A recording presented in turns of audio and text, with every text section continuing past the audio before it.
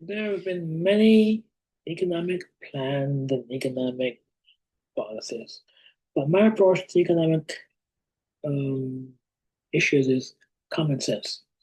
What I mean by that, first of all, the best way is to give people incentives to do things for themselves. Okay, for example, for example,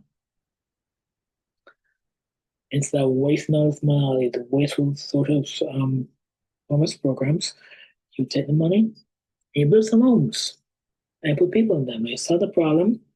So, and that means you don't have to waste more and more business lots every year to just keep the problem going. So all these fat cats can make money. And as you're doing that, when you're building these homes, you're also creating jobs. You're creating jobs because then people can get jobs to build these homes. Number one. Number two, when someone has somewhere to live, it reduces dependency. Second of all, I would not be to pay tax on the property. That makes no sense. It's something that you own, shouldn't pay tax on it. Because not only that, but you are penalizing people from doing things. When you create incentives for people to do things, they will do it. When you prevent people from doing things, or when you make things hard, or when you make things very difficult for people to do it, then usually productivity goes down. That's why communism and communist countries really don't work because their system penalizes and punishes people. That's why, if you look at it, in most of the cases, people are fleeing from communist countries. People are fleeing these communist countries, and in other cases, they're building up walls and barriers to prevent people from leaving. It's basically a form of a prison. A lot of these communist countries are nothing more than prisons. So I say, stop all that. Give people incentives to do things. For example, give people grants or loans to start a business, grants or loans for technology or new ideas, grants or loans, for example, look out for new things. Also, you have a program that build infrastructure, roads and bridges and schools, hospitals, water systems, like desalination plant to bring water to new areas so it can regreen the deserts. You also have for example, mining the asteroids, mining the moon. That's lots of mineral rights there to be put to work. Okay, and the way you do that is you give people incentive to do it. And once you give people incentive to do something, they find a way to do it. Like a government-private partnership, that seems to work very well. And also, you nothing that flood control, river control, which is very good because it prevents year in year out all these unnecessary destruction from natural disasters, and that also saves us some money in the long run. I mean, and you do this, you do things like these, you create incentives, you motivate the people to do things to become more productive and happy. When somebody has somewhere to live, and they have to worry about a whole roof over their head, they're very happy. When they have incentive to do things, they're very happy. And that's the best way. And also, too, nobody should pay more than 20% of their income to taxes.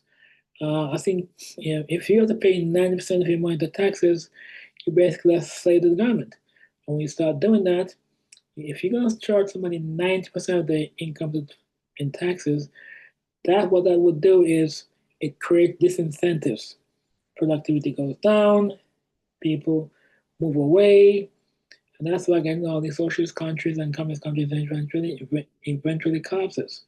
Because when you um, punish people for being successful, it chases them away.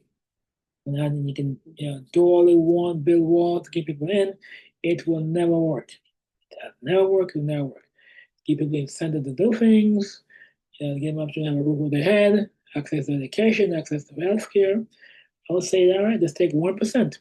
1% of the budget, grab some land, all these other things, and you build housing. And all the veterans, all the people that live in the streets, all the need housing and have somewhere to live. All right, and you have use water system and desalination plants to create water to open new areas, so we can green desert, and so we can have a better way of better healthier surroundings to live in. You then also the infrastructure develop, take another 1% to the budget. Those who have medical insurance and they like it, good, then keep it.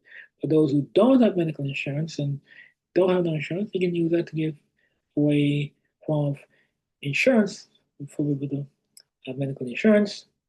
And for example, also, there's nothing wrong with people having uh, there's nothing wrong with people wanting to um, have their own medical insurance. Nothing wrong with that. If they have it, they like it, then keep it. Those that don't have it, then we 1% of the budget. We can give people all these, not that much, 1% of the budget. So make sure everybody has some form of medical insurance or dental insurance. All right. So nobody left down in the cold. But when people have medical insurance and health insurance, people are not happy, and when people are not happy, productivity goes down. So we can looking at it like that. Also, too, okay, if the your companies that make the medical products, okay, they want to make a profit, okay, fine. They shouldn't be allowed to charge, say, more than 5 times the cost of making the product. So if the product costs $1 to make, then you charge them. They should not be charged more than $5. Making profit is good, making money is good, but gouging the people, price gouging, exploiting the people, we should not allow that either. Okay, it's about having common sense approach to economics is about a balance, just a balanced approach.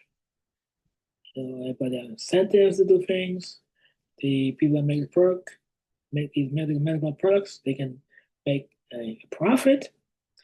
But the idea of it's always say if it costs you $1 to make a product, you can charge $5. So in other words, up to 5 times the cost of making a product.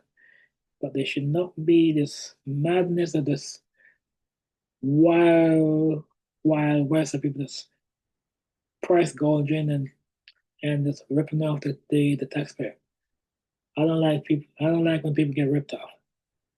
Not when the government do it. Not when corporations do it. Nobody should be ripped off.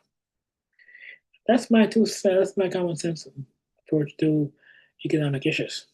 All right. Thank you.